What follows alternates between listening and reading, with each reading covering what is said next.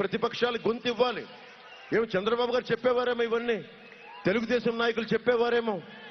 ఈ సమస్య ఉంది, రేపు పొద్దున బ్యాంకుల్లో తాకట్టు పెట్టుకోవాలంటే ఎట్లా, ఇవన్నీ అడిగే ఒక డిబేట్ ఉంటుందా? డిబేట్ లేదు.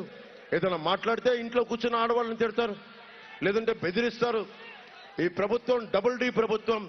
దాడులు, దోపిడీలు, బూతులు తప్ప ఇంకేమీ చేయలేదు ఈ ప్రభుత్వం. వైసీపీ నాయకులందరికీ ఒకటే తెలియజేస్తున్నాం, ప్రజాస్వామ్యంలో ఒక స్థాయికి వచ్చాక భయపడరు ఎవరు, ఎదురు తిరుగుతారు ఎవరైనా సరే. ఆడవారు కాదు, మగవారు కాదు, చిన్నపిల్లలు కాదు, ఎవరు కాదు.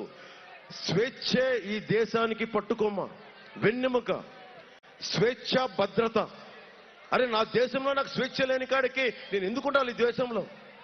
చాలా మంది టీడీపీ మద్దతుదారులు 2019లో అమెరికాకి వెళ్ళినప్పుడు మాకు ఇక్కడ జగన్ వచ్చేసాడని ఇంక మేము రాలేము ఆంధ్రప్రదేశ్కి, మమ్మల్ని ఇబ్బంది పెడుతున్నాడంటే ఒకటే చెప్పా, మనం ఒక చెట్టు మీద అనుకున్న పక్షుల్లా గూళ్ళు పెట్టుకుంటే చిన్నపాటి గాలి వాన వస్తే ఎగిరిపోతాం.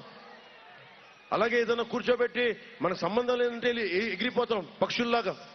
అరే మనం వేళ్ళూనుకున్న చెట్టులాగా, భూమికి వేళ్ళూనుకున్న మనుషులం మనం. కృష్ణా నదిలాగా ఇక్కడ అంటి పెట్టుకున్న వాళ్ళం. మన నేలని విడిచి, మన ఆంధ్రాన్ని విడిచి ఎక్కడికి పారిపోతాం మనం? జగన్ చూసి భయపడాలా? వైసీపీ గుండాలను చూసి భయపడాలా? వైసీపీ నాయకులను చూసి భయపడాలా? ఎందుకు భయపడతాం? ఎవరికైనా దమ్ము ధైర్యం లేకపోతే ఈ సమాజంలో మనకు బతికేందుకు? నేను మీకు ఉన్నదే అన్ని తెగించి వచ్చాను, మీ గుండెల్లో ధైర్యం నింపడానికి వచ్చాను. ధైర్యం ఇప్పటం.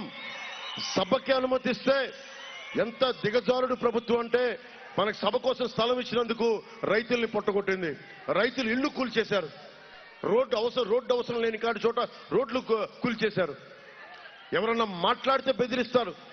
ఈ బెదిరింపులు ఆగిపోతాయి కరెక్ట్గా 9-10 రోజులే, అంత మించి ఇంక లేదు. మన పోరాటానికి నేను పార్టీ పెట్టినప్పుడు నాకు నిజంగా తెలియదు ఎంతకాలంకి అధికారం వస్తుందో నాకు తెలీదు. 2009లో అప్పుడు పార్టీ ప్రస్థానంతో నేను ఒకటే అనుకున్నా, మాటకి చాలా విలువ ఉంటుంది.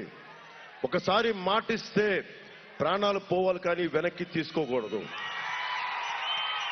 అలాగే 2021లో నేను ఒకటే చెప్పా, నేను వైసీపీ వ్యతిరేక ఓటుని చీలనివ్వను అని చెప్పా. ఆ రోజు అందరూ హర్షించారు, కానీ చాలా మంది పెద్దలు ఎలా సాధ్యం అన్నారు. నీకు మనసున్న చోట మార్గం ఉంటుంది. నేను బీజేపీ పెద్దలతో మాట్లాడా, బీజేపీ అగ్రనాయకత్వంతో మాట్లాడాను. ఒకటే మాట్లాడాను బీజేపీ అగ్రనాయకత్వంతో. మాకు తెలంగాణ నుంచి విడిపోవాల్సి వచ్చింది. ఆంధ్రప్రదేశ్కి ఏదైనా చేసుకుందామంటే మాకు ఇబ్బందులు ఉన్నాయి. దాన్ని ఏదన్నా కొంచెం ముందుకెళ్ళి తీసుకెళ్దామంటే వైఎస్ జగన్ వచ్చాడు, అందరినీ బెదిరిస్తాడు. ఎక్కడెక్కడి నుంచో కూర్చొని కిరాయి ముక్కలను తీసుకొస్తాడు, బ్లేడ్ బ్యాచ్ అంటాడు, దాడులు గ్యాంగ్ అంటాడు. ఏదైనా మాట్లాడితే ఎస్సీ ఎస్టీ అట్రాసిటీ కేసులు, ఫాల్స్ కేసులు పెట్టిస్తాడు. ఎస్సీ ఎస్టీ అట్రాసిటీ ప్రజల పైన ఎస్సీ ఎస్టీ అట్రాసిటీ కేసులు పెట్టిస్తాడు. బీసీల మీద దాదాపు 8,000 కేసులు పెడతారు. ఎవడు బతకడానికి లేదు, అందరూ భయపడాలి. నాకు చిరాకు వచ్చింది, నేను ఎందుకు భయపడాలి?